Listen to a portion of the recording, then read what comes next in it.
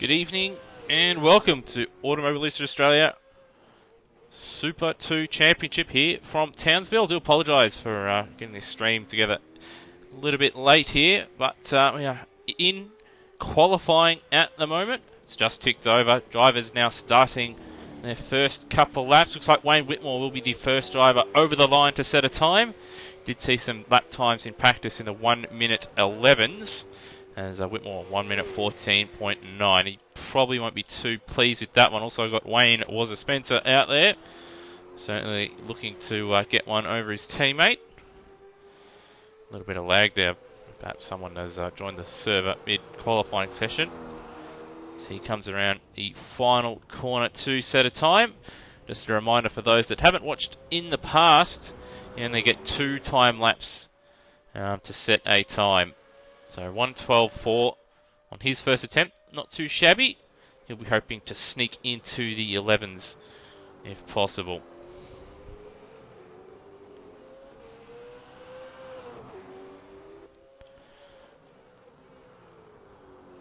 And just a little ways away in the first sector at the moment.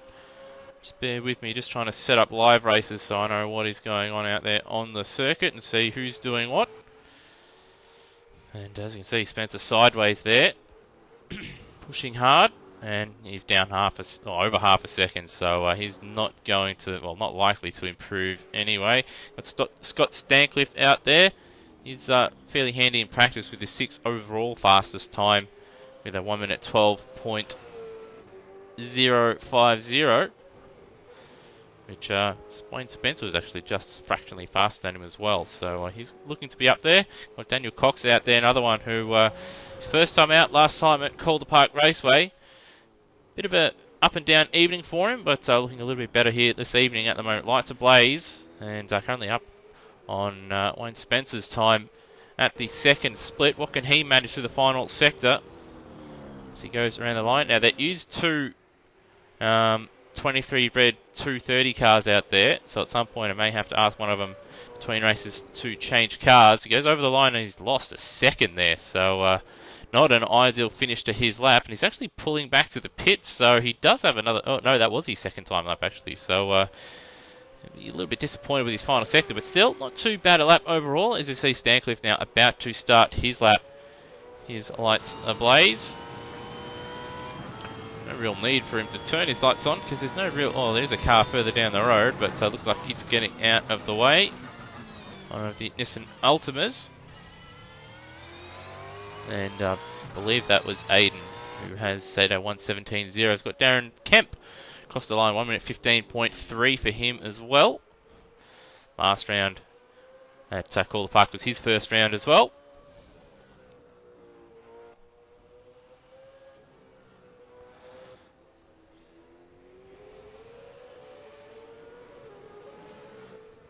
So just having a look at the moment for Stancliffe in practice, purple in the timing screens, and purple in the middle sector, about a tenth or so off over Wayne Spencer's first sector, but 3/10 fast in the middle sector. So looking at a very low 12 here, and possibly even the first man into the 11s here in qualifying if you can just nail this final sector here. 1 corner to go here. And looks like he's put it all together here, so now just the run to the line. He hasn't been able to maintain that gap, losing a couple tenths there in the final sector, but still good enough for provisional pole. 1 minute 12.2. And that's him done and dusted. And got Mike Coulston over the line. Good to see him racing again. 1 minute 13.4 for him.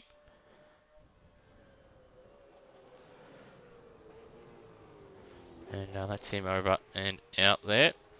And Darren Kemp returning to the pits. And looks like it's Brian Walsh leaving the pits now. We've got the championship leader now coming out of the final turn. And he was right on board with him. Second fastest man overall in practice. Fastest man was Matt Cecil, but absolutely nothing between the 3 fastest times in practice. As we're right on board Steve Burko, the Holden Racing team, into turn 1. He's missed his apex there. It will cost him a bit of time. So not an ideal start to his lap as we approach the first split, but he's still up by 2.5 tenths. So quite scary just to think about it. There's still more time in it. Let's go through the middle sector now. A little bit of curb here. So you saw BDS here and JP Courier in Super 2 or Supercars last season have a big accident there. And he's always outbroke himself in the middle sector. He's lost time. He's lost time. Around he goes. And he will... I wonder if he'll just press escape or he'll try and go around and set a lap. A disaster for Burko, championship leader. He's not had a good last couple rounds, and he looks set to be making it difficult for himself. As he got Mcclain out there, and he's at a 1 minute 14.8. This is his first round out there, I do believe, or if not, it's his second. Good to see him out there. And once again, got Paul Morris out there, and on an out lap. Also got Liam Spencer out there as well, and there he is. He goes into P2, only half a tenth shy.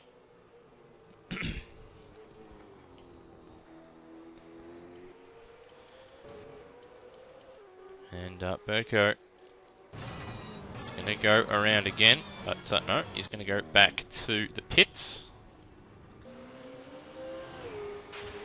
There's Mcclain pushing hard out there, running very wide. The exit, I think that's turn 8 down there.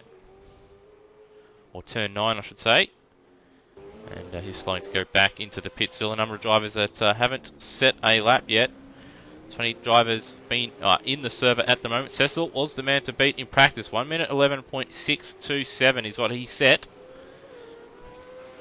If he sets that, he'll certainly give himself every opportunity to start from pole position, with probably only Mitch the only man that could beat it at this stage, with I do believe Burko has gone back to the pits. Burko did set a time, as you can see, 14.2 seconds off the ultimate pace. Still will move him up a couple spots with those that do not set a time. So he's starting behind him. But right on board. Matt Sells, as you can see, a couple of cars in front of him there. He's did just lift off a little bit through that little chicane section there. And I've got Paul Morris actually out there at the moment. We'll try and cut to him here. He's at a very fast middle sector. Crossed the line, 1 minute 12.2, and he's stolen pole position by the smallest of margins for now. Very, very tight at the top at the moment. Got Nether about to start his lap. Got NZ Snipes, he's starting his lap as well. And the man chasing down his teammate in the championship and winner of all 3 races at Calder Park last week. He's also about to start his lap, but we'll ride on board Matt Cecil. And we'll see how he goes. Fastest man in practice. A little bit faster than Burko in the first split. That is a purple first sector. Now, it all went pear-shaped in the middle sector for Burko. Can Cecil get through it and stick himself on pole position here? Conservative in the middle, lost all that time, 0.3 of a second all up. But now it's just the final sector to go. Look out for the bump over the train tracks. And down into the hairpin at turn number 9. Oh, sorry, 10 I think. And then turn 11 here. And turn 12. Final corner. Decent final sector, at least from what we saw. Will the stopwatch agree? So he raced to the line. He's just stolen pole position, so he found a little bit of time in the final sector. Now, what can Nether manage? 1 minute 13.2 is good enough for P9. And Mitch just having a look at the timing. He's got purple in the middle sector, and 1 minute 11.3. He's smashed the fastest time from practice. And that would be a pretty handy time in the main series as well, a 1 minute 11.3. So pole position by 0.7 of a second, and looking like the man to beat once again here. This time not having to do it the hard way and start towards the back after poor qualifying session, but maybe starting at the front is a bit of a curse, as we've seen Burko start at the front a couple of times and ending up having disastrous events, while Mitch starting at the back has worked his way through each and every time. But that's something to look out for As we got Miles, one of the only runners not to, sorry, both he and Doint, the only drivers not to have set a time just yet. It's still 2.5 minutes left in qualifying to go, so everybody getting out there nice and early, and perhaps if they'd just been a little bit more patient, out of this nice clear track to themselves, wouldn't have to worry about anything, although perhaps they don't like the pressure with all eyes being on them to set a quick lap time. So not facing Glenn Wiles at the moment. So he goes through the final corner now. Was about over 2 seconds down in the middle sector. But over the line he goes. 1 minute 15.3 is good enough for 17th. And that means he's in front of Aiden and Burko, with Doint yet to set a time, and he's still in the pits. I don't believe he's got a penalty of any kind, so perhaps he's just electing to start from the back of the field. That's alright, that gives me a little bit of time just to sort some things out, put some links out there, and then later on we'll also go through the championship standings. But at the moment, Mitch showing his class once again to the top of the time sheets on a 1 minute 11.385, with Matt Cecil joining him on the front row on a 1 minute 12.1. Respectable lap, but he'll probably be a little annoyed he couldn't quite match what he was able to do in practice. Paul Morris will start third, Scott Stancliffe in fourth, Liam Spencer fifth, Wazza Spencer in P6, Termo P7. Didn't pick that up, but that's just the nature of Termo, the quiet man. Then we have Daniel Cox in 8th. Solid job from him. NZ Snipes in P9, and another Elmian rounding out the top 10.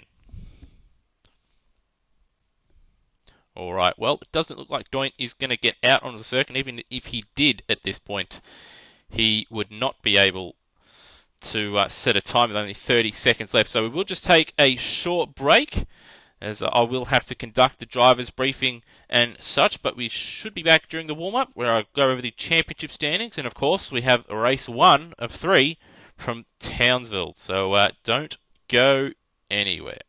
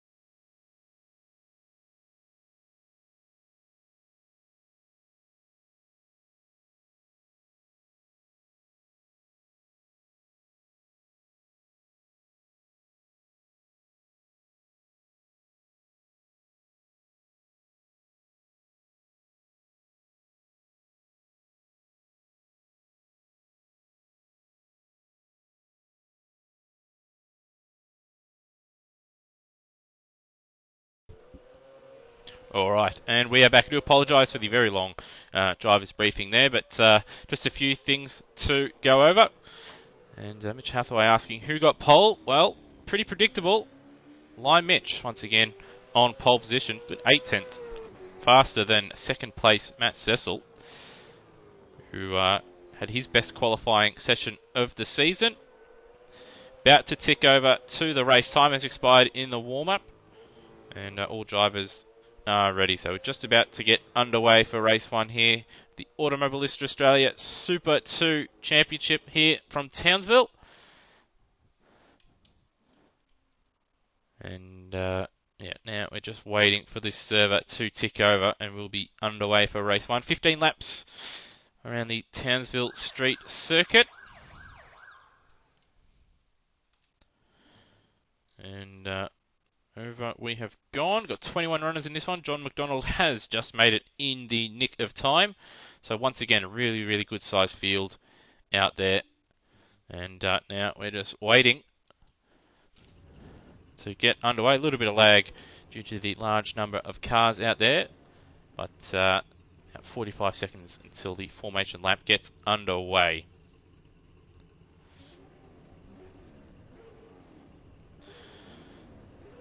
Now, this is, I wouldn't quite count Albert Park as a street circuit. It is, I guess, semi-street with walls semi-close, but this is the first proper street circuit since Adelaide.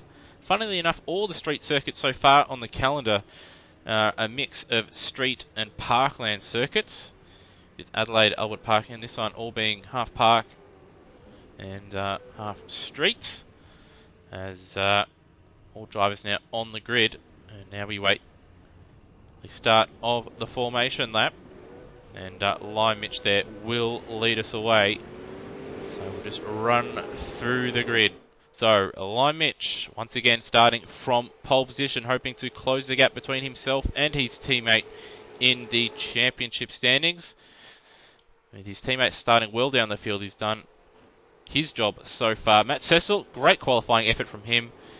Not quite up to his best in practice, but still good enough for the front row. He'll be quite happy to be starting from the front row. Paul Morris starting in third, always a danger man and always the action man, as I do believe his alias Billy Dougal Salonga here.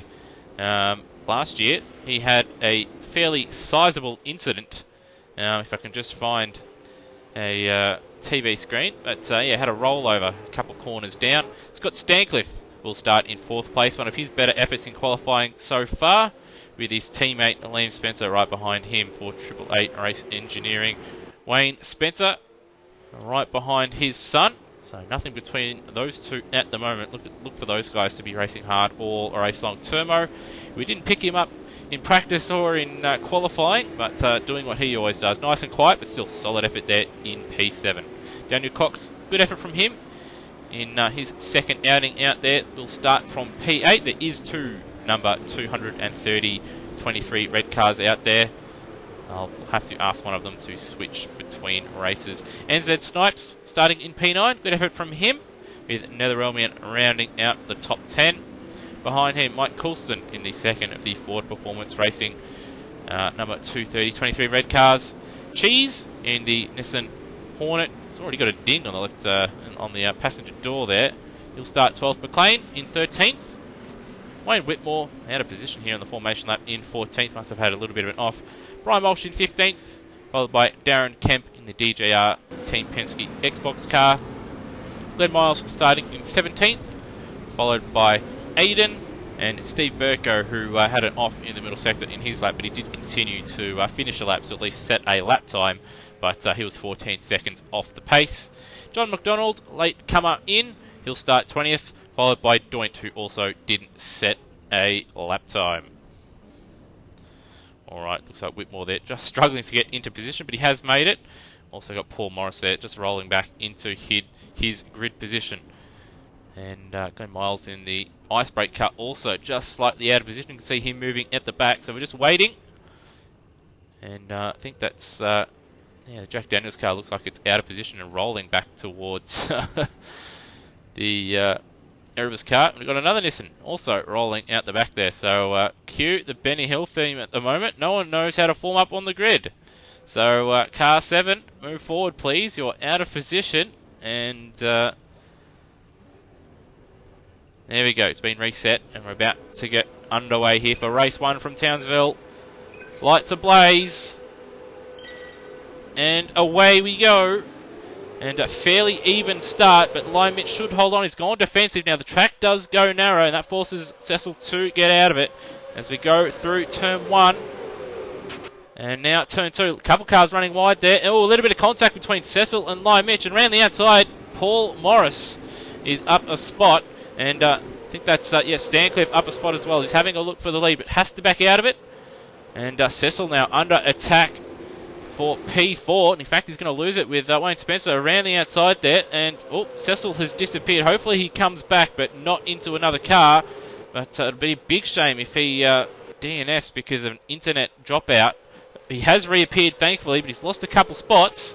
Doesn't look to, of course, a big issue. See Glenn Wiles off a little bit in the background there, but an action-packed start so far. Poor start from Cecil. He's down 4 spots, but still plenty of time to make up a few. And he's got Snipes right behind him. He's up a couple spots. He's had a solid start. Coxie is stayed in the same spot. Termo's had a poor start, down 2. Nether's gone nowhere. Mcclain up 2. He's having a look up the inside of Nether at the hairpin. And further back, got Burko up 3 spots, looking to get 2 in 1 here at the hairpin. Glenn Miles also looking to take advantage of that, and he says, thank you very much, Brian. I'll take that position as well. And Whitmore also had a very, very poor start. But Line Mitch into the lead. He's stretched away a little bit over Stancliffe. And now Stancliffe looking in his mirrors with Paul Morris not too far away. And he's defensive into turn 1. Very, very close from Liam Spencer on back. And then this midfield very, very close here, the opening lap. But the big battle here at the moment for P2. Stancliffe's already had a really, really good start, up 2 spots. And BDS / Paul Morris up, well, not up or down any spots, but he did start from the second row.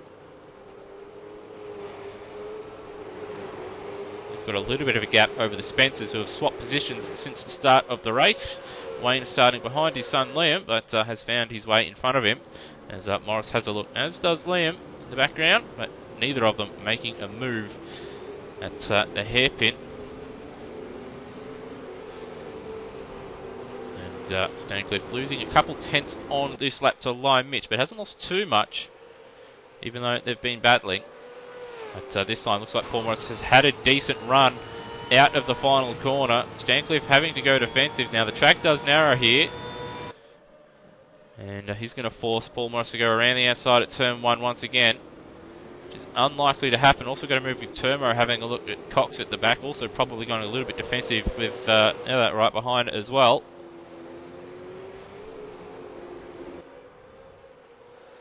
But Line Mitch getting away at the moment. As his racers try to get into a bit of a groove, and that's one of the new drivers. Steve Bolger has dropped out of the Techno Autosports 19 car, and we've got Mcclain, a newcomer, in, and off goes Doint, who's up 9 spots, 8 spots now, but that off costing him dearly. It's got Mike Coulston trying to get his position back. A little bit of contact between, I think that's Cheese and Doint there, and Burko as well, also looking to move up. He certainly wants to clear this bunch as quickly as possible, because these guys, the way they're racing, look like they're going to cost him a lot of time, because he's certainly one of the faster drivers out in this field. And we've got yellows out, and who is that for? That's Mcclain. Unfortunately, this horror lap continues as Doint, I don't know if that's probably half having a look and half being defensive.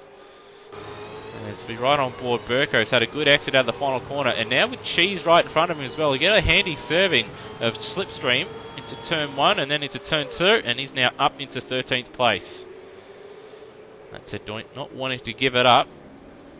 Switches to the outside to try and get a better run. Cheese is wide on the exit, and Burko takes the easiest position he'll get all day. And now the chase is on for Mike Coulston. And Netherelmian starting to apply a little bit of a blowtorch to the back of Termo, who's slowly closing in on Cox and Snipes. And they've got a bit of a gap behind Paul Morris, who's now moved up ahead of Stancliffe. So we'll just have a look at and see if that happened at turn 1 on the replay, if it happened prior. So let's just have a quick squiz. Pardon me. Alright, so we've gone all the way back to the previous lap, and it's in fact happened at the hairpin. Just sense it up the inside, a little bit of contact, but all is fair there. And Morris getting the job done. Back live though, a lap later, Paul Morris a little bit of a gap over Stancliffe. Good 0.6 of a second faster. Stancliffe now having to contend with the Spencers, and Matt Cecil's also caught onto this crew as well. Looks like they're going to go 3 wide here. Spencer very late on the brakes. He's gone. He is gone. You can, Billy Bowden's raised his crooked finger on that one. He's gone. He's going to have to 50-point turn it or flick turn it out of there. Now it's Liam Spencer's turn to have a crack at his teammate. And Cecil as well, right there to pounce on any mistakes. With Snipes now up into P6. And looks like he's actually starting to close on this pack as well. So this hard racing from Stancliffe and co. is costing them time. Live Mitch is well out in front. 3.1 clear of Paul Morris. But Paul Morris now in clear air.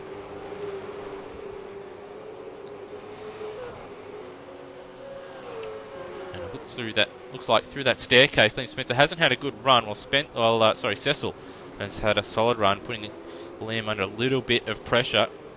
That said, Liam's had a good run through the hairpin and closed that gap up between himself and his teammate. Having a little look into the final corner. Not quite close enough to think about a move as he gets sideways, as does his teammate. He's got his lights on. He should turn those off unless he wants a little bit of a penalty. I think he would have just flicked it. And looks like might even go too wide here. Cecil did have a decent run out of the hairpin. Liam Spencer up the inside now at turn 1. And if Cecil's smart, he might try and follow him here. But isn't quite close enough to make a stick. That said, Stancliffe a little bit wide, but Spencer now into a podium position. Stancliffe down to 4th after his fantastic start. And he's going to have to contend with fast improving Matt Cecil. That said, Stancliffe not giving up the position just yet.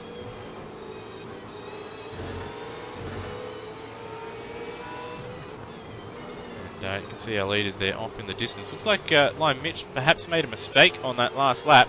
Looks like that gap has come down a little. Let's just flick over to live races on that last lap.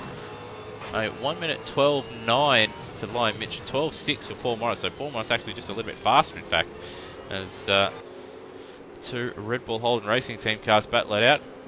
NZ Snipes also doing a really, really good job at the moment. Hasn't had the most ideal start, but his best lap on that last lap was a good bit faster than these guys in front. Half a second faster, in fact, than most of them. He's going to join this queue as Stancliffe looks like he's made a mistake there. And Cecil now back up into P4, but still a couple spots away from where he started. We'll just catch a look at a replay there. So Stancliffe here trailing his teammate into the final corner. Just gassed it up, did he? Yeah. He lost momentum a little bit and had a little bit of slide in the mid-corner, but didn't catch it until late. Tried to put the accelerator down and got the rear out even further. And Matt Cecil says, thank you very much. And Snipes doing a really good job at the moment. Normally he's been a specialist in the second and third races, in the reverse grid races, once he gets a grips to things. But he's had a good start in qualifying. He's had a nice clean run in this one, and chance of a top 5 here, and maybe even a top 4 if Cecil and Stancliffe come to blows. As Stancliffe, good run out of the staircase, having to look up the inside of the hairpin, not quite close enough though. He's going to move down, but Cecil wide on the exit. That's just going to invite more pressure from Stancliffe behind, who's got a little bit sideways. Very, very aggressive with that right foot. His rear tyres aren't going to like that too much. As you get, I think that is Mcdonald there, letting the field go by. A little bit further back, got Cox now up into 7th. Nether has made up a couple spots, so Termo's dropped back a bit. Spencer, another one that they've moved up from. And Termo, he's made a mistake somewhere that we haven't seen. And Steve Burko now. He's got ahead of Coulston and he's closed up to the back of Termo, so he's done a good job. But he is, I'm pretty sure at this stage of the season, he's sick of hearing about damage limitation, where an incident or poor qualifying session has put him down the field.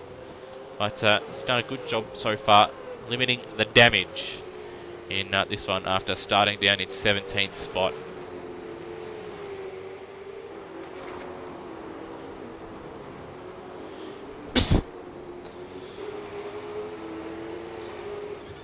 So he's still a really good chance. Certainly could get 7th here. Is visual. And that That's Mcdonald again as Burko has a look up the inside, but there's lap traffic as well, so it makes it a little bit awkward for these guys. Termo is going to fight, he's going to try and hold around the outside. He can do that. And you have the inside for the final corner. Burko now, will he try the old switchback? Yes, he will. A little bit of touching, but I don't think that affected Termo at all. Termo holds on for now, but Burko will have the slipstream. Won't get him into turn 1. This little kink here, but I'm certain he's going to throw it up the inside here at turn number 2 as Cox in front of him. As looks like he's made a mistake somewhere as Burko can't quite hold on. Termo holds on around the outside as around goes Mcdonald again, I think. But what happened to Cox there? So we'll just cut to a little bit of a replay here. Alright, so back on the replay. Out of the hairpin here. Cox a little bit wide. Lost the rear end a little bit. And that will invite Netherelmian to get by. Up the inside. And then Wayne Spencer is like, I want a piece of that action, boss. And I will take that position as well. So that's why he's down a couple of spots and now fending off Termo and Burko. As Termo has a look up the inside of Cox. Cox holds on around the outside. Termo gets that position and Burko also going to steal that position away. So Cox falling through the field after having a very solid qualifying effort and a solid start to this race. But as this race goes on, just struggling a little bit. And once again, Termo holding off Burko. Further up though, got yellows at turn 1. That's the Xbox car of Kemp that's gone around. Hopefully he doesn't hinder anybody as he recovers. Further afield, the gap at the front, Lion Mitch has dropped that gap between Lion Mitch and Paul Morris has come down to 1.4 seconds. Liam Spencer's also been travelling along very, very quickly as well. That gap is down to 1.7 seconds between those guys. In fact, visually it's a lot less. Yes, 1 second between Paul Morris and Liam Spencer, 1.8 seconds. So it looks like a poor poor middle sector from Paul Morris compared to Liam Spencer and Liam Mitch, but that gap was out to 3-4 seconds between first and second. Now 1.8 with 5 laps to go. It'll be interesting to see if Paul Morris or Liam can close that gap down. Did see Liam Mitch have supreme pace in qualifying. In practice he wasn't quite the fastest, he was third fastest, but at the moment, good final sector though from Paul Morris, 6/10 faster than Liam Mitch. Just have a look, and a poor final sector for Liam Mitch. 13.0 for Morris, 13.7 for Liam Mitch. So Liam Mitch at the moment, don't think he's liking his rear tyres. He's just struggling a little bit for confidence. And these two, they're closing up on each other, Morris and Spencer, but they're also closing down Liam Mitch as well. Further afield, Matt Cecil just in front of Stancliffe, who looks to have consolidated, sorted out the oversteer issues that he'd been having, and looking to get back up into P4. Snipe's doing a good job there in P6. He's out on his own. We've had Wayne Spencer get ahead of Nether in P8. He's up a couple of spots from where he started. Burko still hasn't quite got by Termo, as Kemp does his best to let those guys go by. He's got a good run though for the hairpin, and he's going to send it here. A little bit squirmy under brakes, but Burko should get this done. And very, very kind to Termo on the exit there. And Termo's going to try and send it again up the inside at the final corner. He's had to be a little bit more committed this time. And with all this going on, Cox is actually close right up between these guys who are now side by side down the straight. Burko will have the inside for turn 1. They will probably go side by side all the way to turn 2 as well, and they do. And now can Burko pull it up, and will we see Termo wind around the outside once again? We have seen it once before. This time though, Burko holds on. Now don't outbrake yourself now into turn 3 here. And he's done it, and now he's got a few laps. Oh, he's run wide on the exit though, but Termo not quite close enough to capitalise. But he's got a few laps now to close down. Now the 3.2 seconds down the road. He's going to need a little bit of luck, but you never know. Up at the front though, the gap now, less than half a second between Paul Morris and Liam Mitch. This is the first time Liam Mitch has been challenged in a while. Certainly the first time since Albert Park where he's been out in front and he's had a driver put him under pressure here. certainly since from when he started from the front, that is. And on that last lap, a 12.8 for Morris. Sorry, a third. So that was the lap before. On this lap, 13.2 for Morris and a 13.5 for Lime Mitch. With just a couple laps to go now. Paul Morris pushing hard.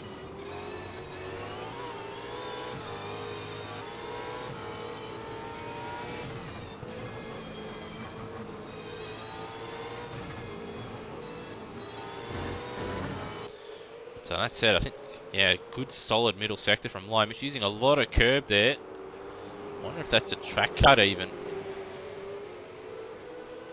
But he has stretched that gap out a little bit. Morris not quite the greatest run in the middle sector, but he's still there. He's got Liam Spencer contend with as well, so it's going to come right down to the end. And who doesn't get sideways like that too often? Further back, got Cecil and Stancliffe also duking it out. The gap has come down between those guys, and I think Snipes isn't too far away either, in case anything happens here. Cecil having to go defensive at the final corner, and he does just enough. He just parks it in the middle there, so Stancliffe doesn't have the momentum, and he'll hold on for now, but he's punching a massive hole for Stancliffe to just drive through. Stancliffe now up the inside into one. Just get a little bit of a stutter. Outbroke himself a little bit. Cecil's going to try and get him on the switchback, but he just delayed the throttle enough that meant that he couldn't get the switchback. So Stancliffe now up into P4, and Snipes has closed down that gap quite a lot in the last half a lap. And Spencer not too far away as well. Burko and Termo still actually going at it. So Burko hasn't had a good last couple laps, hasn't been able to break away or really make any real inroads to Nether, because it was 3.2 seconds when he got by Termo. It's actually 3.8, so it's actually lost time. And coming under pressure from Termo at the moment certainly isn't doing his cause any good. As Lime Mitch now coming out of the final corner for the second last time. Hasn't been an ideal lap for Paul Morris, but he's really, really good in that final sector. So the final lap now, looks like Liam just showing his nose into turn one. Morris very, very late on the brakes. In fact, he's made up a little bit of time there to Lime Mitch in front. So it's all to play for here. I don't believe we've had a DNF. No, all drivers are running.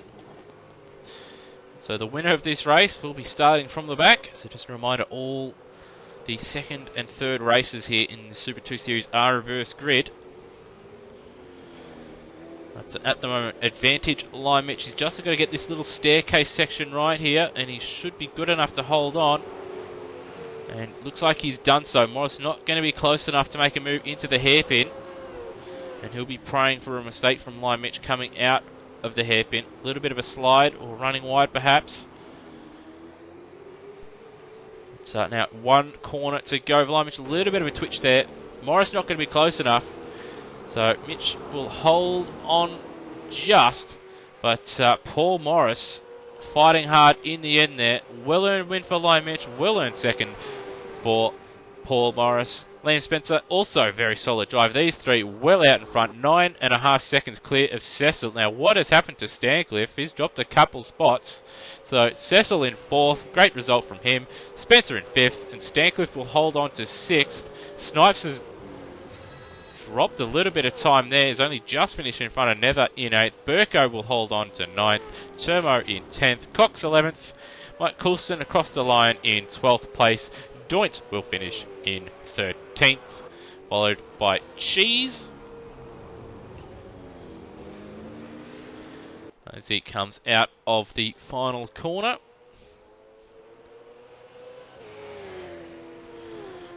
And also have Aiden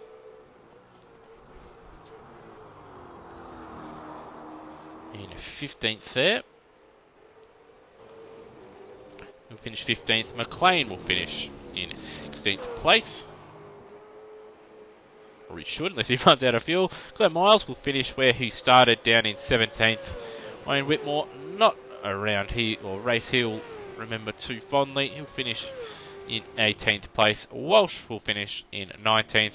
Kemp in 20th. Stuck it out. Didn't have a good run there, but he'll still be starting from the front of the field in the reverse grid race as he goes around on his cool down at Mcdonald. We did see him join very, very late. In fact, in the warm-up session, I believe he joined. So he's had no real running around here. But went out there and had a crack. He'll be starting from the front of the grid in race 2.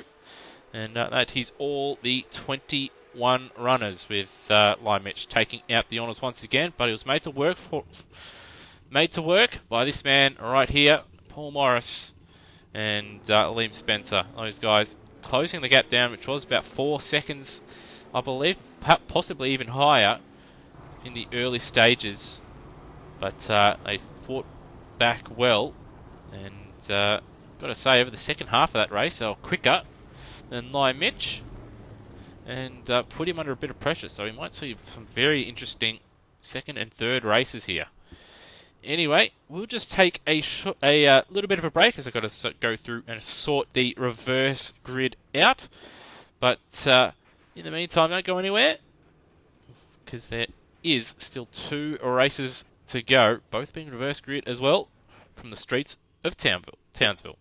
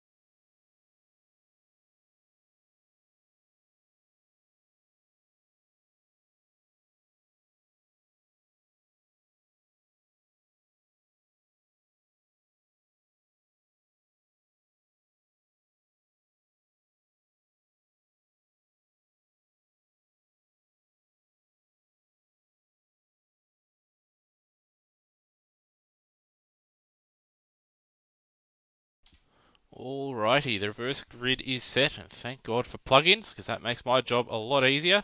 So, that gives us a good 6 minutes to go over the driver standings. I don't have team points updated just yet, because quick maths is not my thing. But just to go over the standings, this is prior, of course, to race 1. So, the results after Calder Park. Steve Burko leading the championship with 219 points, with Live Mitch on 1989. It's a good year, that one. That said, though, I think we might even see a change of position in the championship with Burko finishing down in 9th place in the end there, and Mitch taking out the win. So HRT battling out in the championship. Both of those guys have faced a bit of adversity throughout the season, but both have shown great pace. Burko will be hoping to get away cleanly and rectify race 1. Got Netherrealm at 17.52, finishing in, I think, 7th or 8th place in the end in race 1 there. Hasn't quite had the pace that he's shown early in the season in the last couple of rounds, but always there to pick up some solid results. Termo again, right on the edge of the top 10 there, battling out with Burko. He's on 15.84. And Steve Bolger, who's no longer racing, was on 13.26. Liam Spencer on 12.78. He'll certainly be giving Termo a bit of a run for his money at the end of this round, and now they better watch his back as well. Paul Morris as well, 12.69. Expect him to see him move up a couple spots as well in the next couple of rounds the way he's been driving as well. Wayne on 11.88. Here's another one that we'll see start to threaten Termo and Nether. Then you have Rody on 8.58. Brian Walsh as well, rounding out the top 10 on 7.86. Those guys have been ever present throughout the series. So hopefully Rody can sort out his PC and get racing again soon. And it's good to see Walshy out there and having a crack. And just having a comment there from Mr. Savage there in chat. Lime, Mitch provisionally on 2,139 with Burko on 2,103. So there you go. Change of lead in this at the top of the standings, but flipping over the page now, that Stancliffe was on 7.74. He'll certainly move up quite a number of spots in the coming round. Cracker on 7.44. He's not here this evening. Hopefully he can make races 2 and 3. NZ Stipes, another one. So we should see him move up a spot or two with some of the pace he's shown of late on 717. Matt Cecil, again, a lot of these guys have joined this series late and have shown some really good pace in the last few rounds. In particular, Cecil, who started off particularly quiet, but over the last couple of rounds has shown some real improvement, which is main objective of the series, just to see some really good improvement for these guys, and it's really nice when we do see it. We've got Miles on 6.39. Mcdonald on 5.97. Matt Webb, who's not racing this evening, on 5.13. Whitmore on 3.78. Norutara, who's unfortunately stuck doing homework, on 3.66. So press F in chat for having to do homework. And Kaylin Duncan on 3.21, rounding out the top 20. Don't have the team points, but I do have the circuit and the format for this evening. So as you can see, round 7 here, Townsville in Queensland, circle length 2.85 kilometres, 13 corners, so I probably have been mixing up the corners there as well. 3 races this evening, so I've still got 2 more races to go, so don't go anywhere. And as you saw in race 1, 15 laps. And around here, that is a fair amount of laps, and your rear tyres in particular, want to be looking after them, because you don't want to be sliding around too much at the end of the race.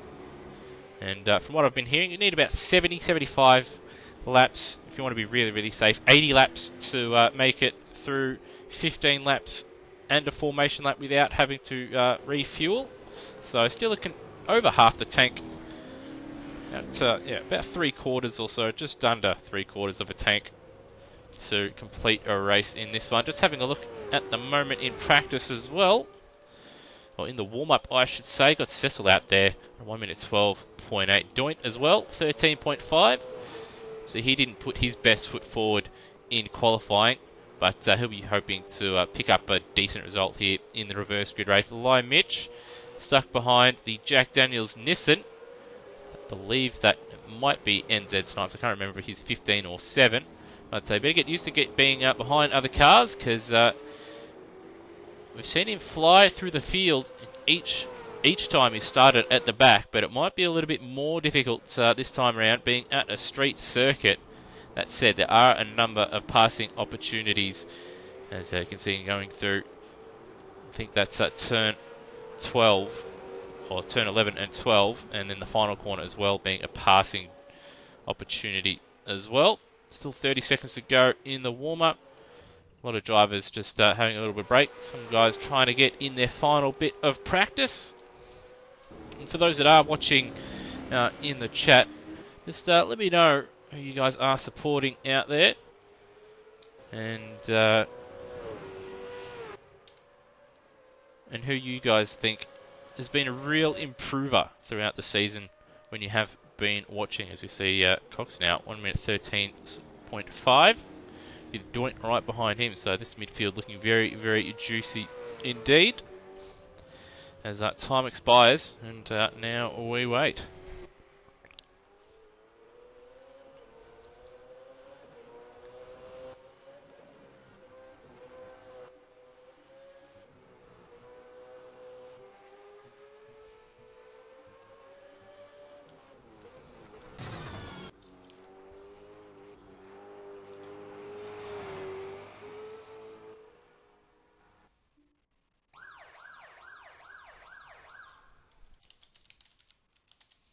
And it's ticked over.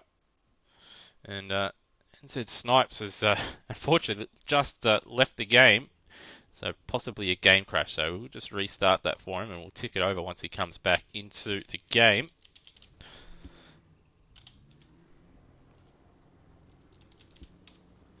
And we'll just reset the grid once he comes back. And that's one of the first comments there. Brute, NZ Snipes for me, puts in a lot of effort. Getting used to the car and he's getting his rewards. And he certainly is. We have seen when he's not put in quite as much effort, at least prior to the race, he's not quite up to where you'd see him. Certainly in the second and third races, where he has picked up a couple podiums, I believe, in that second and third races, in the reverse grid races. Once he's got used to the car and got a setup underneath him, he can be quite quick. So he's done a really good job in race 1 here. But now the tough stuff begins, where he's going to have to fight his way through the field. And on a street track, it will not be easy. Anyway,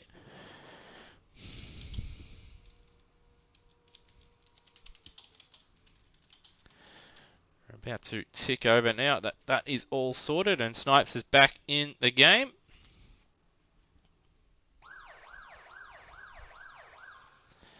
And now we just wait. Hopefully the grid is set accurately. I'm just having a look here. I do believe it is. Yeah, Mcdonald and Kemp on the front row. Live Mitch at the back with Morris and Spencer right there with him as well. So good to see that new tool paying dividends already. And now we wait.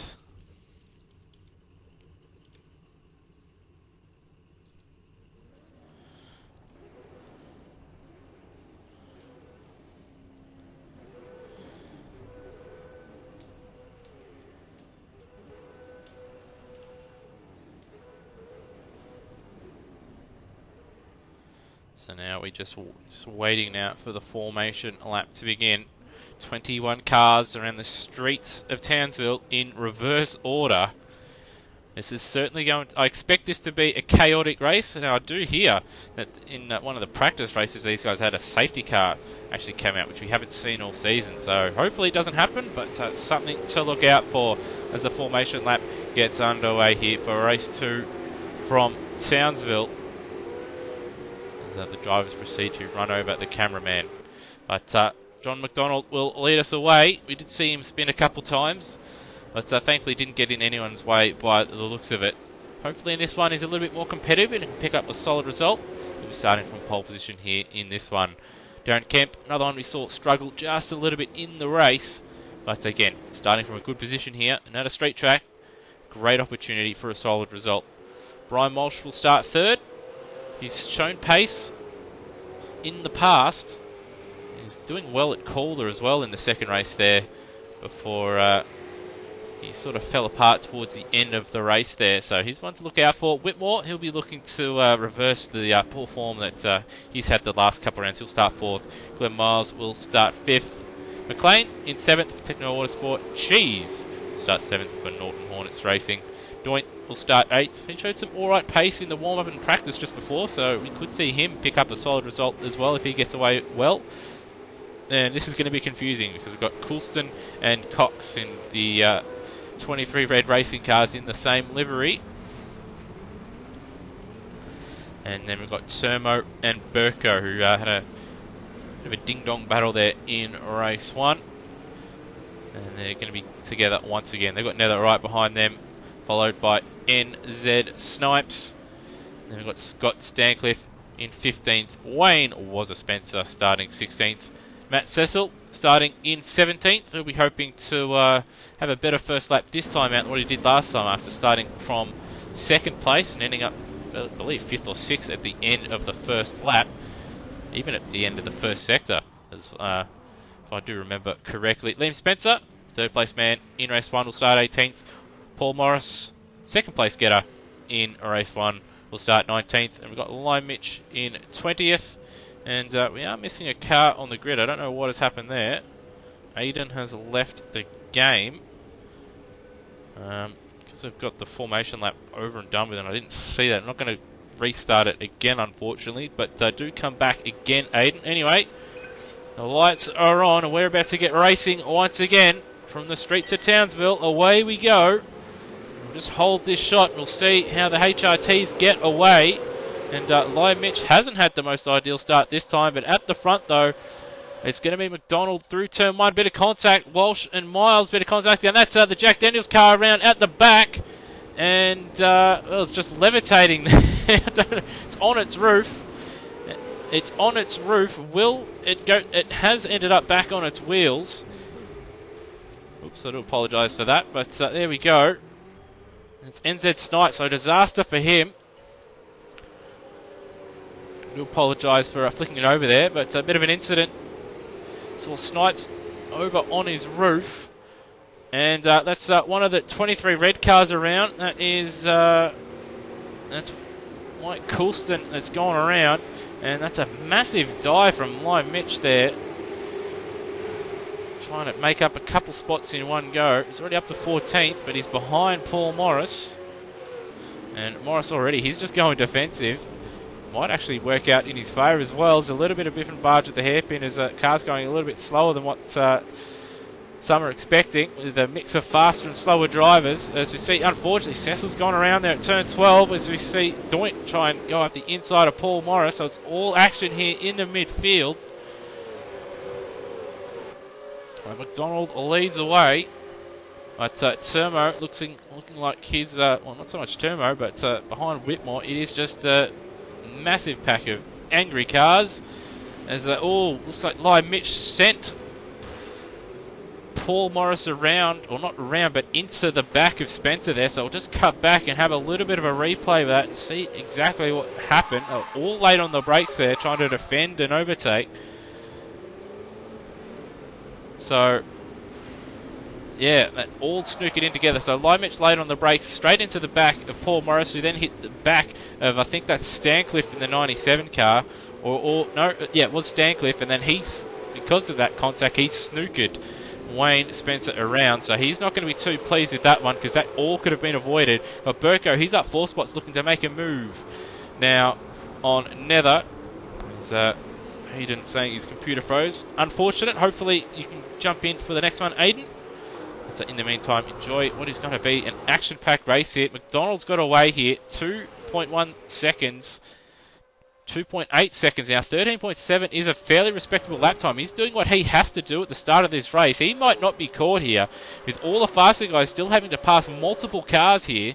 And if he can maintain 13s, the leaders won't have enough time to catch him.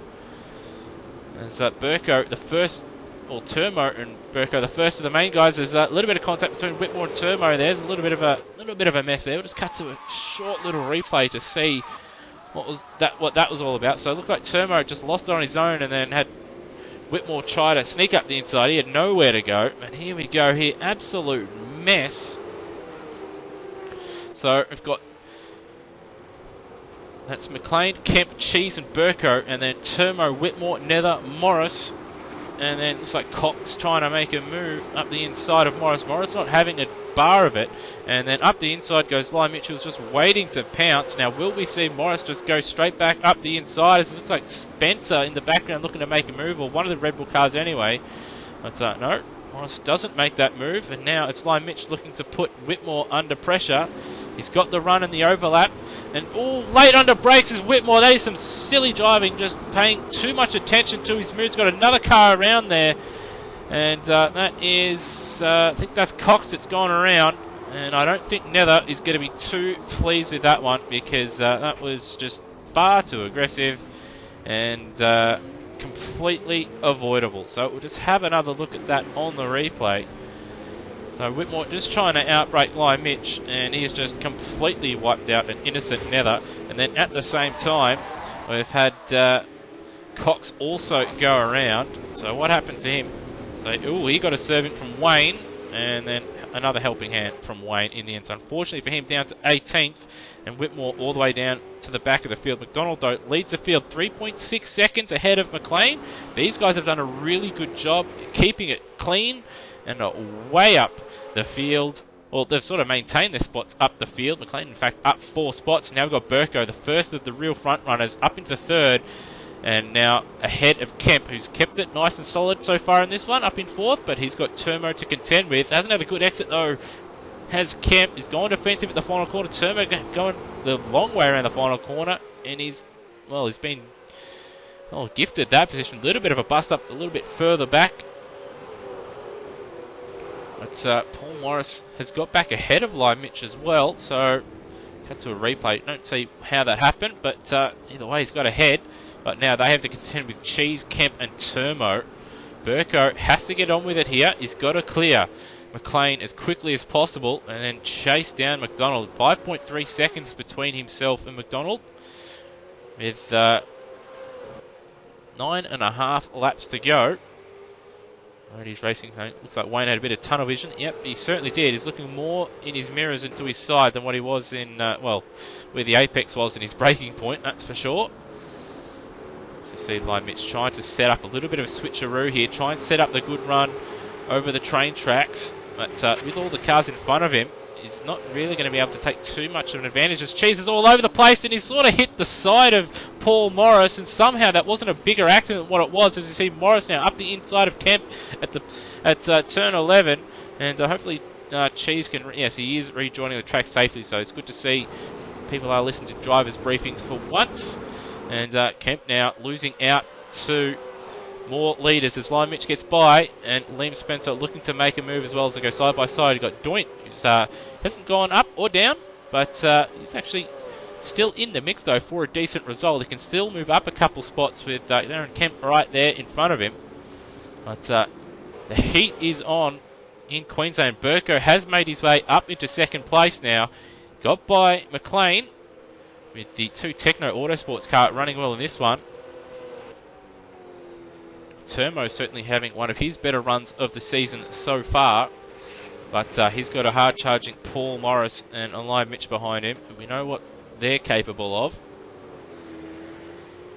That's that gap already 0.7 of a second in the middle sector. That was eaten out of McDonald's lead. Burko, impressive pace, but he's just outbroke himself there at turn 11. So he'll cost himself a little bit of time. And already Morris on the back of Mcclain. And Lime Mitch there as well, ready to pounce. And Morris has had the better exit out of the final corner. They're going to go side by side through turn 1. In fact, he's already got the job done. He did personal best on that lap as well. Mitch looking to make a move as well. Don't outbrake yourself. And he's just swerved in front. I think he realised he was going to outbrake himself and T-bone Paul Morris, and he just decided he had to swerve in front of Mcclain to avoid that contact. Thankfully, it didn't cause a bigger incident or another incident. It was sort of smart, but sort of silly at the same time. But thankfully, an incident in the end has been avoided. But Mcclain holding on to P5 for now, as we see Spencer now looking to make a move, and Mitch at the same time was looking to make a move. A little bit of contact between the two, and Mcclain wide there. A little bit of contact, a little bit of biff. They're all over the place here. It's costing them all time, exactly what Paul Morris wanted. And eventually, Mitch and Liam Spencer getting the job done. Mcclain trying as hard as he might to hold on to P5, but to no avail, as he got Stancliffe and Spencer, those two too fond of each other, racing each other. And we've also got Joint having a little bit of contact between Joint and Spencer there. The final corner, and then further back got Darren Kemp there, still in 11th. He's doing a good job. And they've got NZ Snipes recovering after an earlier incident. And Mike Coulson as well from an earlier spin there in 13th. Got Nether as well down in 14th. He'll be really frustrated with that incident at the final corner there, and for sure we'll see a report from that one. But further afield though, and the gap 1.9 seconds. So Burko doing what he has to do to try and regain his lead in the championship that he lost after race 1. His teammate currently down in P6, but do expect that to change. In fact, he's actually lost out to Liam Spencer. Oh, sorry, my mistake. I had seen him lose out to Liam Spencer, but he's actually lost a little bit of time to him over the course of this last lap. So he's obviously got that really quick one-lap pace, does Lime Mitch, but perhaps he doesn't quite have the longevity or a fairly safe setup that provides longevity in the tyres or consistency. As he has lost a little bit of time to Liam Spencer. But those guys now trying to close down Paul Morris. 12.6, 12.3 for Liam, personal best for him on in this race, and a 12.8 for Lime Mitch. And they're closing down Termo for the final spot on the podium. And Mcdonald now into second. And what has happened? When did that happen? So we'll just scroll back and see how that happened. Ooh. So coming out of turn 12, he's just lost the rear end. And bang into the wall, 25% damage, so it won't affect him, but that has cost him a decent shot of at least probably holding on to P2. And now he's going to have an angry pack behind him. The first man having a crack will be Termo, and then Paul Morris not too far away, Liam Spencer and Lime Mitch all closing in at a vast rate of knots as Termo shows his nose. Not quite close enough though to really consider sending it up the inside.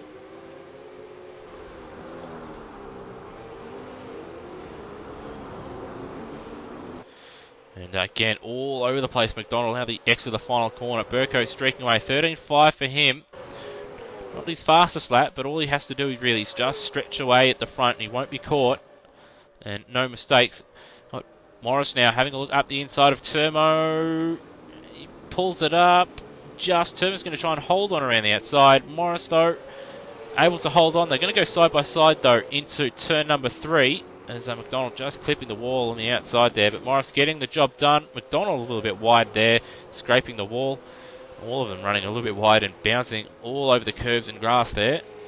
And Morris has seen this move before on JB Courier last year, and it did involve a rollover. Thankfully, no rollovers this time. Mcdonald defensive at the staircase. He's going to go very, very slowly through here. So it's just going to bunch all these guys up. So Liam Spencer's now right behind Termo. Lime Mitch not too far away either. And so you see Liam Spencer having a look. Very, very late move to the inside, dive to the inside by Mcdonald there to defend position. Probably a little bit naughty in the grand scheme of things. He won't want to do it any later than that. He's going to go defensive into the final corner. Spencer did get by Termo in the background there. Lime Mitch now is right with this pack. And Morris, he's going to want to clear Mcdonald as quickly as possible, or he'll find himself a target of Liam and Lime Mitch behind. Mcdonald defensive into turn 1. Morris around the outside. He's going to do it, but Liam's going to try and go the old switcheroo. And in fact, that's balked him a little bit. And it's going to allow Morris to hold on to P2. Mcdonald now having to contend with the Red Bull Commodore. And Morris now eyes forward, 4.3 seconds of Burko. Unlikely to catch him, but he's certainly looking at a good second place once again. As we see, Lime Mitch late move into the staircase. Termo does well to hold on there. Resolute. But he's got Lime Mitch just pounding in his rear bumper. There's a little bit wide. There's a little bit of an overlap now. And Termo's going to have to try and find a way to hold on around the outside. Get a switch back or whatever. But got Spencer now ahead at the hairpin. So Mcdonald trying as hard as he can. But just doesn't have the pace to hold on. Oh, and he's Little bit of contact. Spencer lucky not to go around, and I think Mcdonald got out of it a little bit, and that's allowed Mitch to close in a little bit as well. Got Wayne Spencer further down the road. He's out on his own at the moment. Also got NZ Snipes back up to P10, Stancliffe in P8, as Lime Mitch has a look up the inside of Mcdonald. Not quite close enough. Spencer a little bit wide on the exit, but I think that may just be his racing line. But he hasn't really got away from Mcdonald just yet. And again, still isn't quite broken away, just struggling a little bit.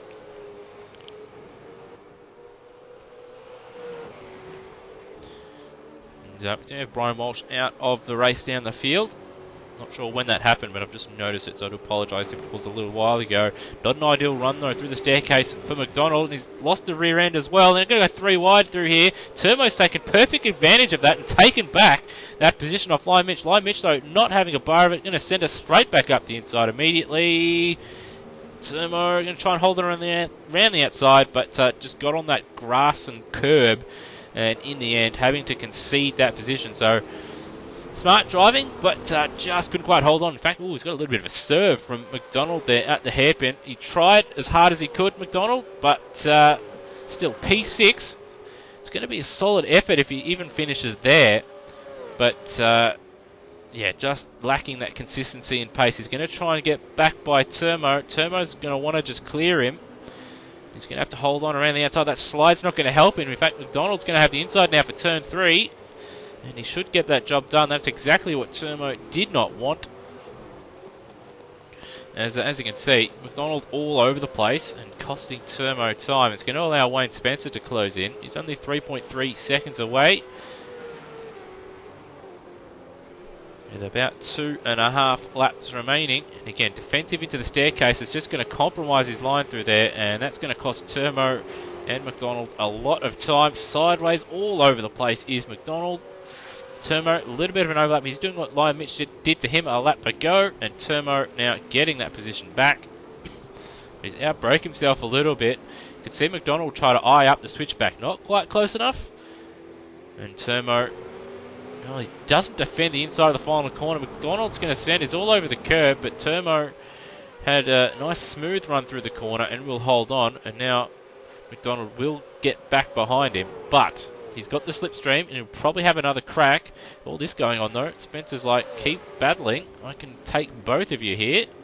So Mcdonald once again up the inside at turn 1. Termo going to try and hold on around the outside. He's got much better drive this time and he will hold on. But any chance he had of trying to get Lime Mitch back again, all but gone. He's lost over 4 seconds in 1 lap.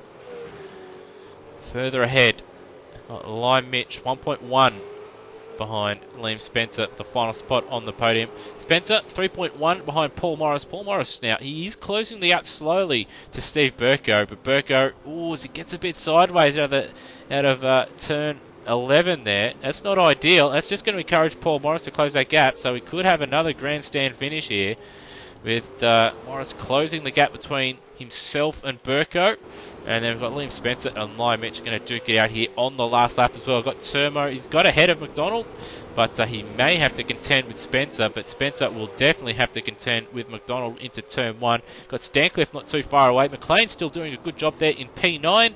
NZ Snipes has recovered well to P5 as well after being helicoptered around at turn 1, which I will have to put up a moment of history about that. As Mcdonald trying to go back up the inside again, and a general pest there for a number of drivers, particularly Termo. Unable to get it done. Spencer gets P6. Further afield, 2.7 seconds between Burko and Morris. And then in the middle sector, Morris 7/10 faster, but he's not really going to be able to get by, barring a mistake. Further back though, Spencer, he's really got to hold on for 2 more corners with the hairpin coming up here. One of the passing opportunities a little bit wide there, but Mitch not quite going to... Got a yellow, and it's Morris. So Morris not going to challenge for the lead. Burko should hold on barring a mistake, and Spencer almost making a mistake as well. Lime Mitch thought about a move in the final corner. I think there might have been some moving under braking there, but Burko will take the win. Well deserved. Morris did challenge him at the end, but couldn't quite get through the field fast enough. But still, 2 second places for him. Great result. Liam Spencer third. Mitch in fourth. And then Termo taking P5 in the end. Wayne Spencer in P6. Mcdonald holding on to a very well-earned 7th, followed by Scott Stancliffe. Mcclain, a very good effort from him, 9th place. Then Doint in 10th. Netherelmont recovering quite well actually to finish in 11th place, but still he'll be quite frustrated by being wiped out by Wayne Whitmore there at the final corner when he was in the top 10. Aaron Kemp, solid P12 from him. Daniel Cox, again, he was caught up in some stuff, which meant he finished down in 13th. His teammate as well, having an incident or two, he finishes in 14th. Whitmore, as we saw, calls that spin, finishing in 15th. And Snipes, he's ran out of fuel. He's ran out of fuel. And there are rules in place. So Miles will finish in 16th.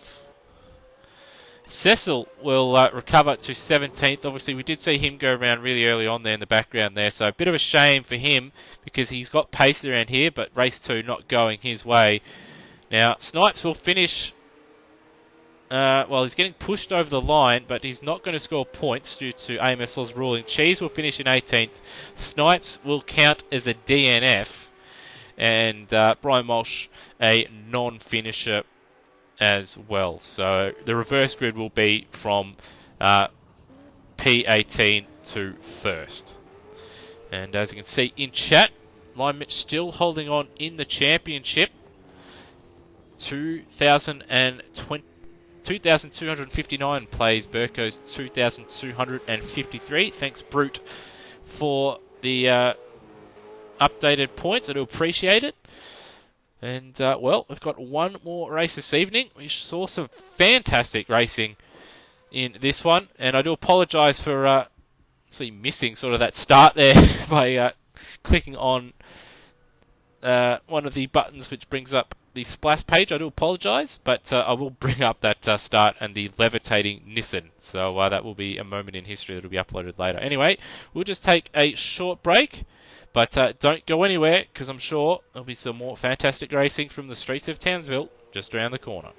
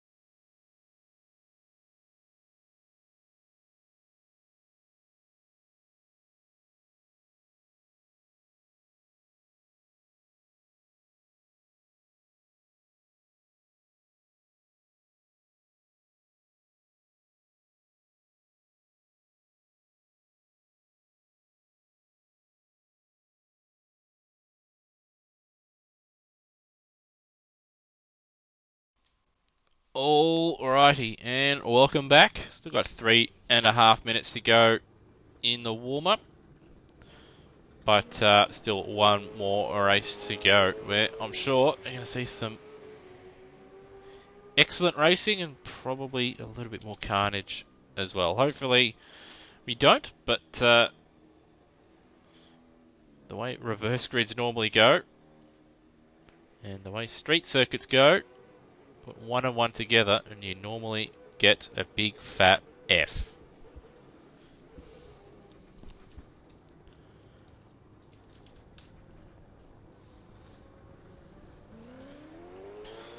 So just to go over the results once again, Steve Burko able to redeem himself after obviously not setting a decent lap in qualifying and having it off. He's able to take a race 2 with Paul Morris claiming his second place this evening, with Liam Spencer behind him. Mitch wasn't able to get on to the podium, but he still holds on to the lead in the championship with only now, I think, 6 points, I believe, separating himself and his teammate. So Holden Racing Team going back to the late 90s, early 2000s at the moment. Certainly the success in the Super 2 series here, something they've not seen for a long time. Termo as well, he's also had a fairly good weekend. And pace-wise, he's certainly been a little bit more impressive here than what we've seen throughout the rest of the season. So hopefully he can, again, have a nice, strong run. But I'm sure there's a couple of guys out there that will be hoping for a much cleaner final race, with Matt Cecil hoping to obviously get a clean getaway. He'll be starting towards the front of the field. We did see him go around. So he's starting from second place. He qualified second for race 1. And finished, I think, in 4th or 5th place in the end. 4th, 5th or 6th there in race number 1.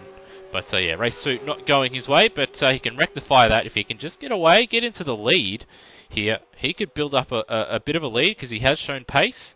And he could really take his first win here. So he's in the prime seat at the moment, but he's hoping he doesn't get T-boned at turn 1. Or sent into space at the hairpin. But he still needs to get the car away and avoid the carnage. And also hope that Liam Mitch doesn't have one of his rocket starts and first laps and end up being right behind him.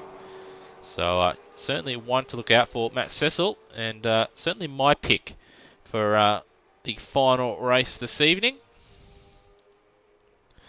Do have some cars out there on the circuit in practice at the moment. With see Burko as well as Liam Mitch, as you can see on your screen, setting times now. With Burko 14.2, something he won't be wanting to do too many of in the race. With Liam Mitch hacking the absolute bollocks out of the staircase.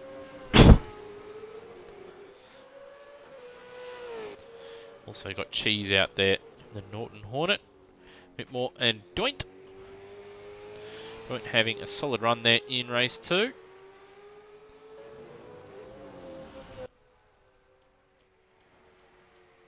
Now just trying to see who else is out there on the circuit as time expires. Got Liam Mitch now entering the pit, so we're not far away now. Just waiting for the server to switch over. And then we are up and running again for the final race of the evening.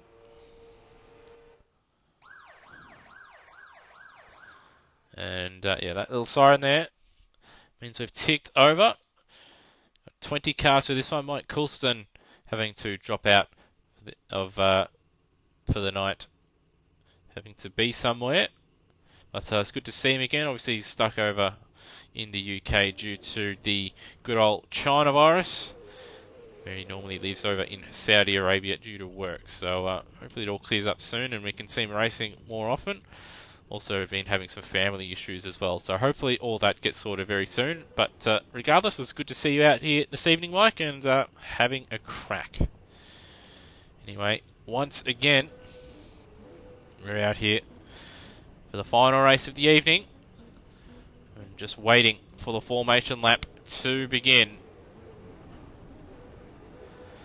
As you can see, Matt Cecil starting from second place, where he started race 1. But this time, he hasn't got Lion Mitch alongside him. He's got the big man, the cheese, in the Norton Hornet.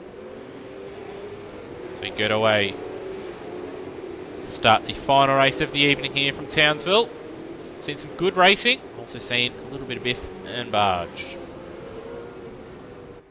But I have to say, for the most part, the racing has been a lot cleaner than it has been throughout the rest of the season, which is fantastic to see that drivers have been paying attention and took on board some of the tips that were given out in a little practice and race training session last Friday night. Anyway, Cheese, he'll be the man that will start from pole position in this final and reverse grid race. Matt Cecil alongside him is going to be one to look out for. If he can get a good start and get away well, should see him probably take the win if he doesn't make too many mistakes there. Miles will start in third. Whitmore, he'll be looking to have a better run this time and to not miss any braking points as well. Then we've got Daniel Cox starting in fifth. And now we only have 123 red car for me to not stuff up. Then we've got Darren Kemp, DJR Team Penske car. Solid result in the end there in race 2. Nether will start in 7th place. He's got Doint starting alongside him. Mcclain, he'll start in 9th place. Again, solid result for him so far this evening. Scott Stancliffe will start in 10th. He's a little bit out of position here in the formation lap. Mcdonald will start in 11th place. Wayne Spencer for Super Monster Racing will start from 12th place on the grid, followed by Termo and Lime Mitch. So some of the big hitters here. And Liam Spencer, Paul Morris / Billy Dougal so longer. And then we have Steve Burko, our race 2 winner, in 17th. NZ Snipes, as we saw, running out of fuel, even though he was classified under AMSOZ rules, as Mcdonald there goes around. He doesn't count as a finisher, hence why he starts in 18th. Walsh will start 19th, with Aiden coming back into this one, and hopefully his game doesn't crash. Will start in 20th. So a number of drivers perhaps out of position on the grid. Just having a look around. There's some slight variations in height around the circuit. It looks like it's all been reset now. We're about to get underway for race 3. Round 7 here, the AMSOZ Super 2 Championship. Away we go. And some 11s there from Matt Cecil. Not ideal. No real flyers away from the back. Now look out for a big accident here. The track does narrow up. We did see it in race 2. And this time it looks like everybody's through okay for the most part. Cecil now is into the lead. And looks like we're all through without two. Oh, we've got a guy. Someone's blown an engine. One of the Red Bull cars has blown an engine. That's Stancliffe. So we're right on board. It's 25% damage. So he's either got using an H-pattern gearbox and he's gone straight from a higher gear to a lower gear. We're just right on board just to find out what gear he's in. Yeah, he's gone down from 5th all the way down to 2nd. And, well, there goes his engine. And that's a barbecue, and he's out already. But Cecil into the lead. Then Cheese also getting away well. And Whitmore's also had a solid start. He's into 3rd. He's got Glenn Miles looking nice and racy right behind him. Got Live Mitch up into 8th already. And Daniel Cox, he's still there in 5th. Mcclain up 3 spots. His is a really good start. But he's got Nether and Lime Mitch for company. Nether, as we know, one of the more difficult men to pass in AMSOZ, and making it difficult for Lime Mitch, who's also got Wayne right behind him, and Liam not too far away as well. And then in the background, so Paul Morris and Burko getting at it as well. But Miles trying to go around the outside at turn 1. Doesn't get the job done. Outbreaks himself a little bit. And in fact, that's invited Cox to go and take both of them. So Cox now into a potential, well, in a podium position. But still very, very early days. But all happening here for 3rd. This is exactly what Cecil wants. Big battle pack with all the leaders holding him up. As we see Mcclain now holding on to 5th ahead of Whitmore. So Whitmore starting to fall back. and Whitmore just balking Nether a little bit. They're going to go 3 or 4 wide. That's a big accident, and unfortunately Nether once again a victim of some overly aggressive driving, and I think he's just going to park it here. No, he's going to get going and he's just waiting for the field to go by, but he'll be very, very frustrated. We've got Whitmore there as well. So, some silly driving, and people just being far too aggressive early on. We'll cut to a replay of that. So, Spencer, yeah, just far too aggressive. He was never going to make an overtake move stick, but he just braked way too late into the back of Nether, who got into the back of Wayne.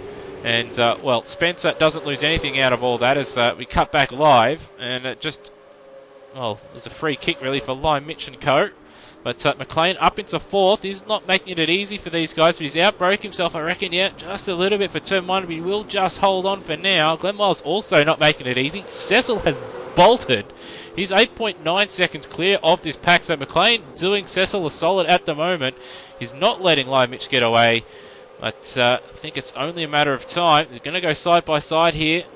Turn 6, it's a little bit sideways, a little bit of contact. Unfortunately, McClain's had a half spin, but the barrier saved him. 25% damage will save him as well. And around goes Miles. I think there's a bit of contact between himself and Liam Spencer.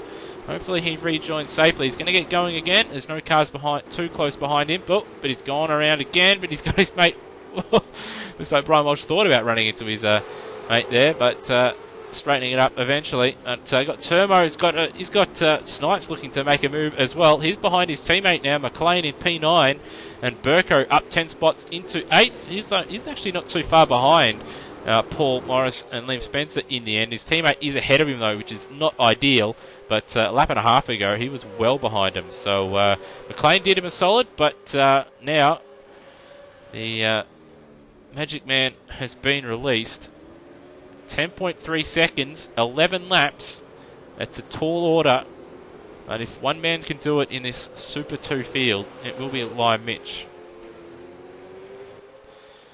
But Cox, he's still got to pass 2 other cars just to close down on Cecil. So Lime Mitch in 4th. Cox has had last couple of laps, he's done really, really well. Some smart driving.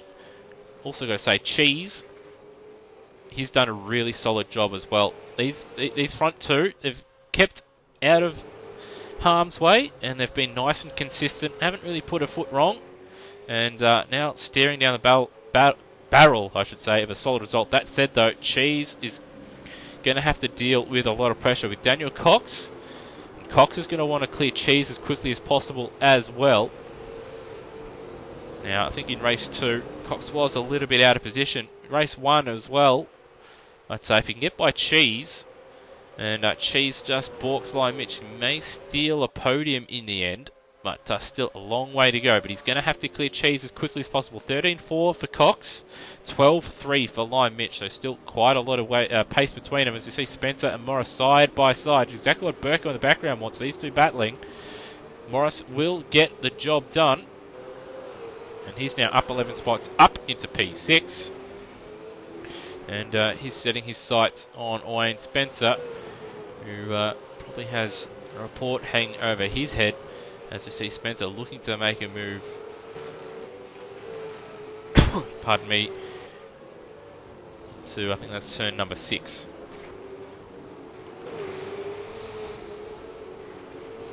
As here we go, Cox and Cheese side by side, but no overlap.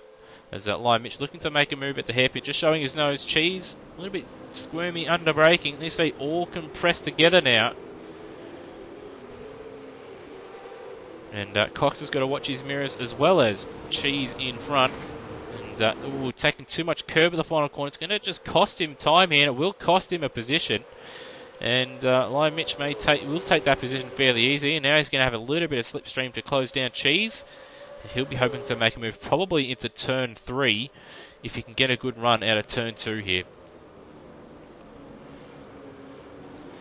But his gap to Cecil out in front though did blow out by 4/10 just in that last sector really, because it was at 10 seconds in the middle sector last lap around. Now it's 10.4. And he's collected a little bit of wall there, perhaps a little bit of lag. But Cheese not making it easy at the moment, just racing his line. not folding under pressure, which is we do see a number of drivers in this situation. He has made a little bit of a mistake, and he's just going to get out of it there. But for the most part, he's done a really, really good job. We have seen drivers fold a lot quicker than that when we've had these faster drivers come through. But now he's just hoping to hold on for dear life as we got Cox and Spencer side by side there. And unfortunately, I've talked him up there and he's had a little half spin there. May have been contact, I don't know. We'll just cut to a little bit of a replay and just see if that was him just being on the curb, or if that was any... Yeah, I think that was just a little bit of too much sauce on the curb there. As we see Paul Morris looking to make a move on Cox at turn 1. They're going to go side by side.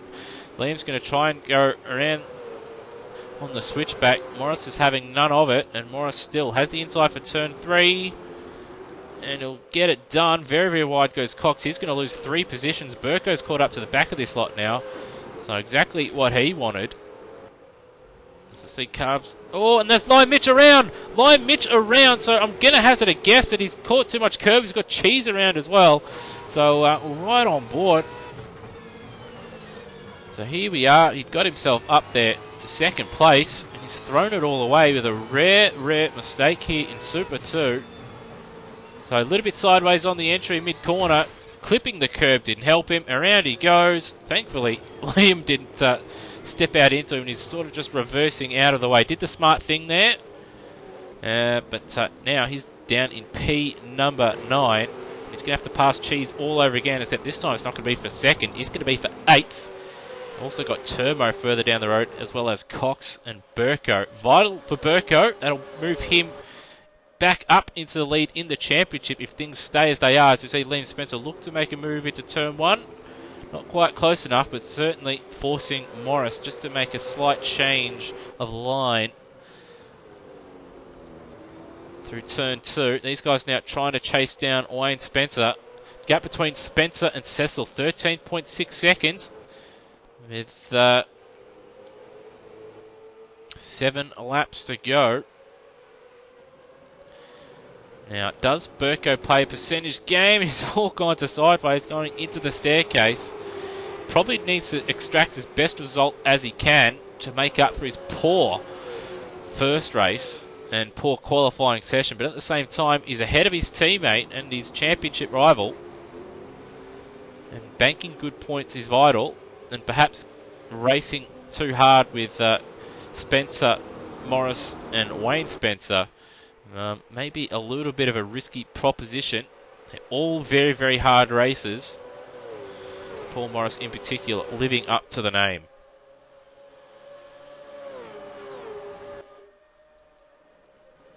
And on that last lap, Lime Mitch did get back by Cheese, but he's got 2.8 seconds to Termo. And then after that, about 4.5 seconds to Cox. So he's got his work cut out for him to get back into the top 6. Does Lime Mitch. And that gap between first and second blowing out even further. So the big battle now is going to be for second place. With the way Paul Morris is going, he's probably going to take another one here because Wayne Spencer all over the place at the moment.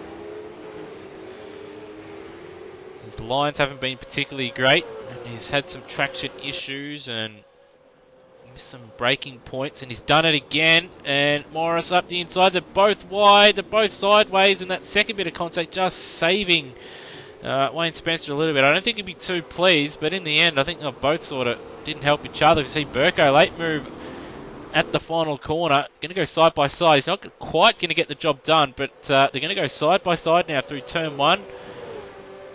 And not sure if he's close enough to get a slipstream from the car in front, but he's going to force Liam to go defensive into turn 1 and perhaps try a switchback on the exit. He does try it, but isn't able to get the job done. And yeah, perhaps a bit of net code there. Mitch, wouldn't surprise me at all, but it looked like just both drivers are just late on the brakes. So I couldn't really apportion too much blame to anybody. And when you try and gas it up when you're on the grass, that's generally what happens. you do go around. It's vital for Burko. If he does want to get P2 here, he's got to get by Liam as quickly as possible, because we will see Paul Morris probably disappear off into the distance. So Liam Spencer just not quite hitting the marks where he'd want to be at the moment. That said, he's doing just enough to hold off Burko.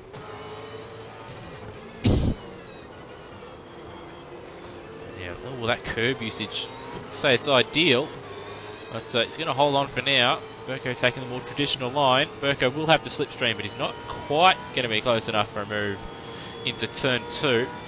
He'll be hoping to get a good run through 2 and set something up to 3. No, not quite close enough. As you can see now, Paul Morris just starting to edge away, but these guys now showing their true hands.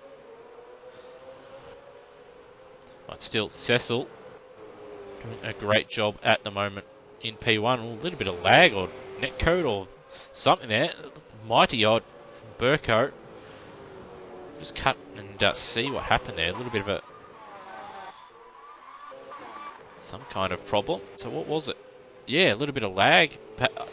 And normally when it lags like that, that's generally his own computer locking up just a little bit.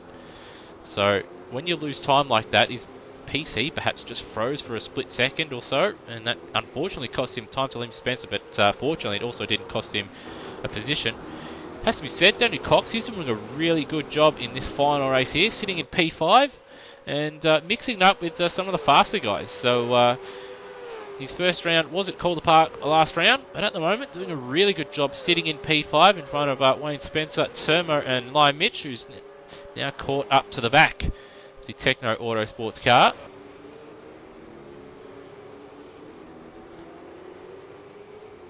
Looking to go the old switcheroo out of turn 2. Hasn't quite got the overlap. Termo smart to it, just places his car in the middle of the road, making it awkward for Lime Mitch. And now once again, just either a little bit of net code there, or just a little bit wide and into the wall. 25% damage though, so it won't affect his car too much. But when they come here in a month or two's time for the main game, you won't be able to do that too often, as he's had a good run. And he's going to send it up the inside, all kind of sideways. He's going to have to hang it around the outside now. You don't really want to be there when you're side by side with someone over the train tracks. Termo will hold on for now. But he's still got to get the job done at the hairpin. And Termo, yeah, just places his car on the apex there. It makes it difficult. But Lime Mitch is still there. There's all kinds of sideways, drifting it through the penultimate corner. And then setting up the old switcher at the final corner. So it's still going here. These guys still battling it out. Also the gap between Morris and Spencer down to a second. Spencer just edging away from Burko. As these two continue to battle. Lap 13 to 15. Termo's outbroke himself. And Lime Mitch will take that one nice and easy. So he did all the hard yards to Termo. And then ruined it by missing his brake marker like 5 to 10 metres there, so he'll be kicking himself. That said, if he puts a good half a lap together here, he might still be able to get that position back. But the pace line Mitch has, it might be difficult.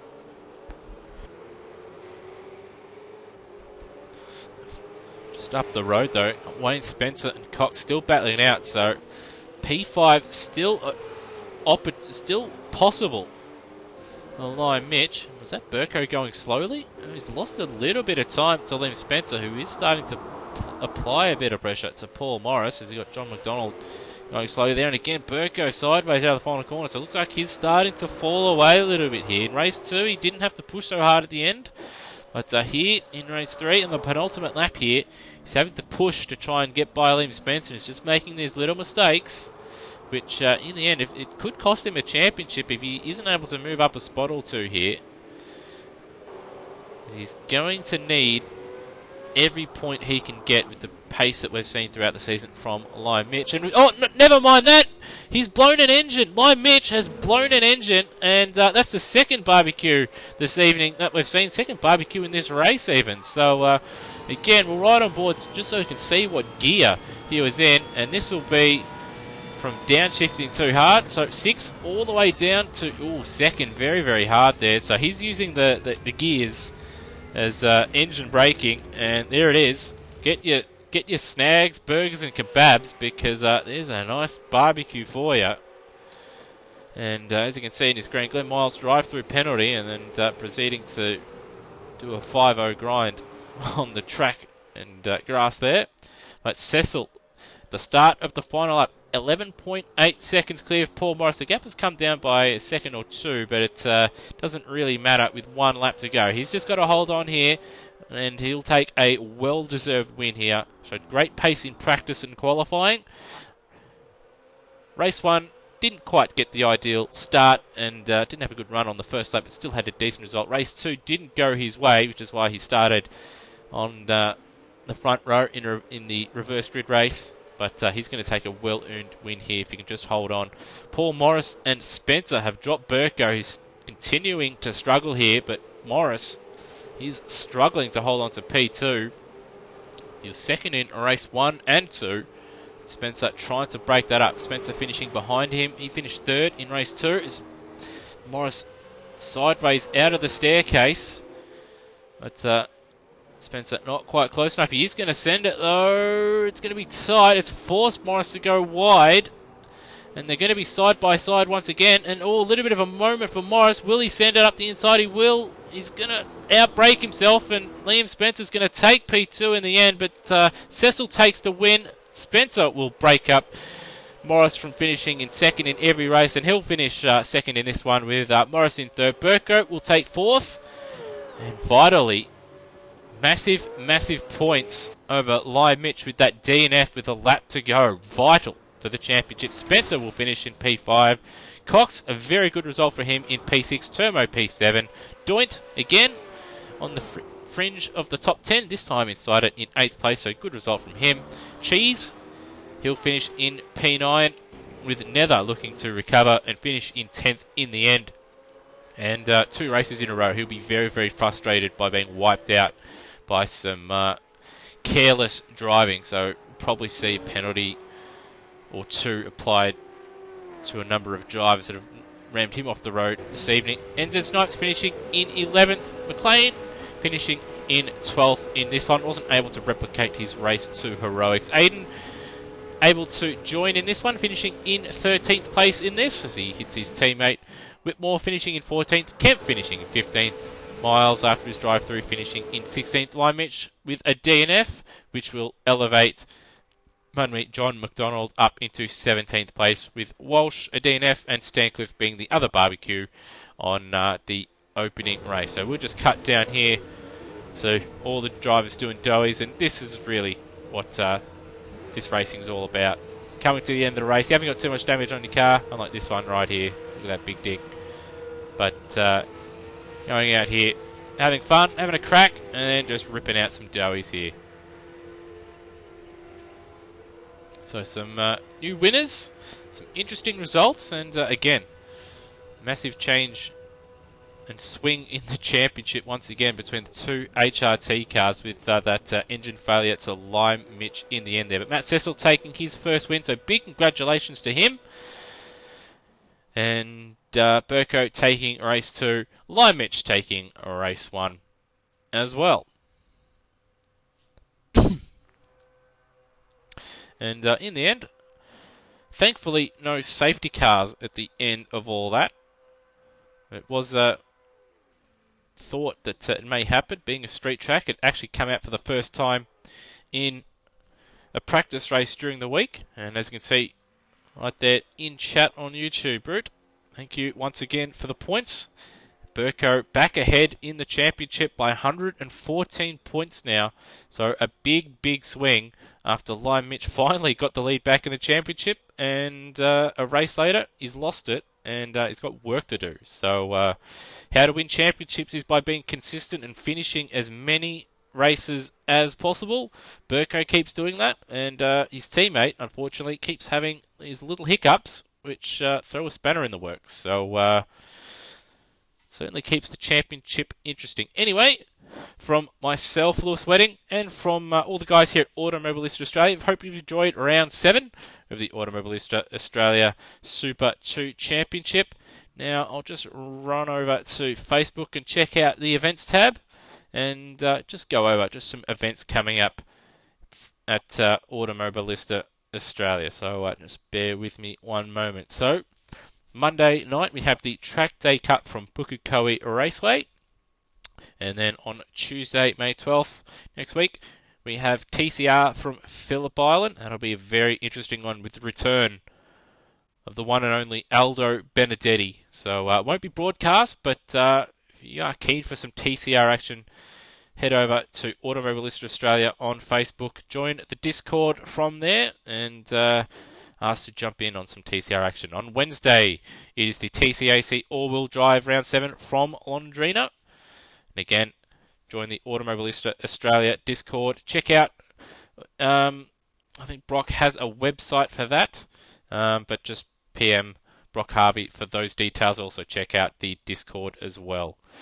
On Tuesday, May 19, we have the GT3 World Series from Valencia. No, not the street circuit, but Circuit Ricardo Termo. They race MotoGP around there. It's also an F1 test track every now and again. And then on Thursday, the 21st of May, we have the next supercar event, not the Super 2s, but the main game, for round 5 of the Western Twin Sprint from Barbagallo Raceway. The next round of Super 2 will be a day after, Friday, May 22, from Hidden Valley. So again, that'll be some interesting racing. And for those that are interested in racing in supercars or Super 2, please head to Automobilista Australia on Facebook. Ask to join the group, and from there proceed to have a look around, ask some questions, and obviously join the Discord as well. And anyway, once again, thanks for joining myself this evening, and hopefully you've enjoyed tonight's broadcast. Have a good one.